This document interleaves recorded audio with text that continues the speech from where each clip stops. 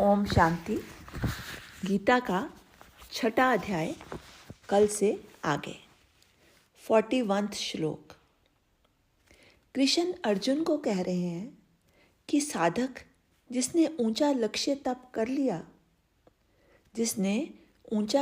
तय कर लिया है, वह योग भ्रष्ट पुरुष भी पुण्यवान लोगों को प्राप्त होकर उसमें बहुत समय तक वास करके श्रीमान पुरुषों के घर जन्म लेता है, क्योंकि ऊंचा संकल्प लेना ही कठिन कार्य होता है।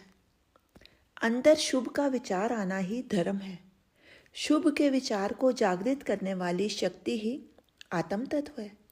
मन, बुद्धि और इंद्रियां तो अशुभ को जगाते हैं। जब हमारी आत्मा में शुभ संकल्प जागता है तो तुरंत ही उसको पकड़ लेना चाहिए, क्योंकि समझो कि परमात्मा जीवन में अमृत परोसने वाला है। जब व्यक्ति इस प्रकार कोई ऊंचा संकल्प लेकर उस पर चलने लग जाता है, उस पर आचरण करता है, तो काया रूपी गठरी के पाप उस शुभ पर चलने में रुकावट डालेंगे।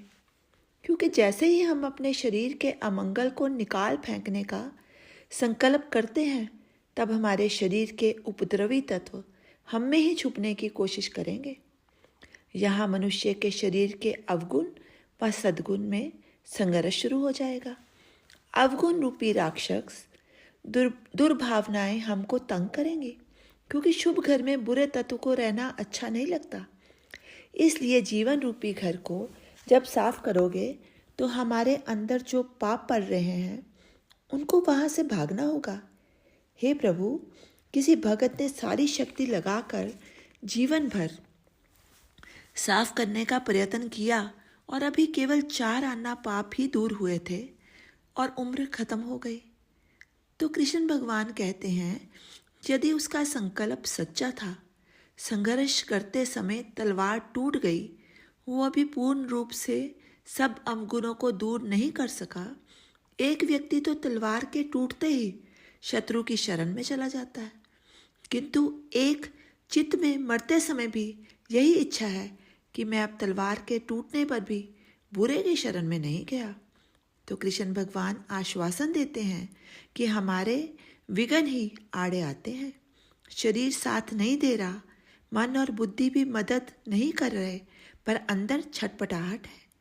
प्रभु की भक्ति की, योग की, साधना की कृष्ण भगवान कहते हैं कि एक देह में जो असंभव है वह दूसरी देह में संभव हो सकता है, क्योंकि भगवान जानता है कि साधन टूट गए पर उस भगत के मन की भावना नीचे नहीं आई थी। दुख में ही यदि परमात्मा की भक्ति करते हो वो झूठी है। असल प्रेम तब है जब सुख में भी उसको उतनी ही लगन से याद करो जो सुख और दुख से बहकता नहीं, सुख से इतराता नहीं, दुख से घबराता नहीं। वह परमात्मा की अविचल भक्ति कर सकता है। यदि आपके हृदय में इतनी तीव्रता जगी है, आप भक्ति में लीन होना चाहते हो और घर अनुकूल नहीं होता, आपके सामने दुविधा आ जाती है कि सत्संग में कैसे जाएं, मन में जाने की तीव्र इच्छा थी पर वातावरण अनुकूल नहीं था। जिंदगी भर की ये छटपटाहट और वेदना अगले जन्म की पूजा बन जाएगी। परमात्मा श्री कृष्ण भगवान उस जीव को फिर ऐसे घर में जन्म देते हैं जहां उसको अनुकूलता मिलेगी। कृष्ण भगवान कहते हैं कि अगले जन्म में मैं तुझको आत्मबल दूंगा, मन भी खूब मजबूत दूंगा। यदि वातावरण अनुकूल ना हुआ तो तुझ में मीरा के समान प्रतिकार करने की शक्ति आ जाएगी। इस जन्म में तू कम आत्मशक्ति वाला था, अब तुझे शुभमति वाला, अत्यंत शुद्ध बुद्धि वाला पैदा करूंगा। उस वातावरण में भी कोई ना कोई अवश्य ही ऐसा होगा जो तुझे मदद करेगा। इस प्रकार आत्म विकास में सहयोग मिलेगा। सब कुछ पर अपने कर्मों से ही होगा। हमें माँ और बाप की संकल्प शक्ति विरासत में मिलती है। यदि कोई भी बात सत्य लगे तो किसी भी कारण से उसको तोड़ना नहीं है। वास्तविक प्रॉपर्टी है ही संस्कारों की। जो माँ बाप अपने बच्चों को अच्छे संस्कार नहीं देते, वह बच्चे संस्कार ना मिलने के कारण दुर्बल मिलने वाली नर देह को नरक बना देते हैं। जिसके लिए धन इकट्ठा कर रहे हो, यदि अच्छे संस्कार ना डाले तो ये धन ही तबाही का कारण बन जाएगा। ऐसा जीव जिसके मन में ईश्वर के लिए तड़प तो है पर कार्य साधना पूर्ण नहीं हुई, ऐसा जीव मृत्यु के पश्चात ऐसे घर में जाएगा जहाँ संस्कारों का बहुत बड़ा खजाना होगा। संस्कार देने से ही आदर और प्यार मिलता है।